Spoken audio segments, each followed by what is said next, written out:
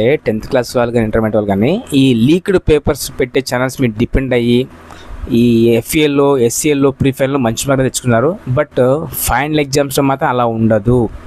ఇప్పుడు నిజంగా ఎవరైతే హార్డ్ వర్క్ చేస్తారో వాళ్ళకి 100% బెనిఫిట్ అవుతుంది. సో మీరు ఇప్పటిదాకా డిసప్పాయింట్ ఉంటారు చాలామంది. సో మేము ఇంత కష్టపడి చదివినా మాకు అవే మార్కులు వచ్చాయి, రాత్రి లీక్డ్ పేపర్స్ చదివినా వాడికి అవే మార్కులు వచ్చాయి, ఎవరైతే బాధపడుతున్నారో ఇది మీకు గోల్డెన్ ఛాన్స్. ఇప్పుడు మీ సత్తా అయితే చూపించే ఛాన్స్ అయితే ఉంటుంది. సో వాళ్ళు మీరైతే ఒకటి కాదు, నిజంగా లీక్డ్ పేపర్స్ మీద డిపెండ్ అయ్యి రాసిన వాళ్ళైతే ఇప్పుడు ఫెయిల్ అవుతారు. ఫెయిల్ అవుతారు అంటే తక్కువ మార్కులు రావడానికి స్కోప్ అయితే ఉంటుంది.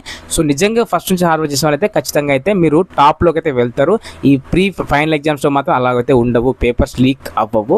సో మీ పవర్ని అయితే మీరు ఇప్పుడు చూసుకోవచ్చు. సో డెఫినెట్గా అయితే మీరు జెన్యూన్గా అయితే సక్సెస్ అవుతారు. అండ్ నాకు చాలామంది కమెంట్ చేశారు, సార్ మాకు ఒకటే మార్కులు వచ్చాయి, వాళ్ళకి ఒకటే మార్కులు వచ్చేసి, అలాంటి వాళ్ళకి ఈ వీడియో. సో మీరు ఈ పబ్లిక్ ఎగ్జామ్స్లో మాత్రం బాగా కష్టపడండి. డెఫినెట్గా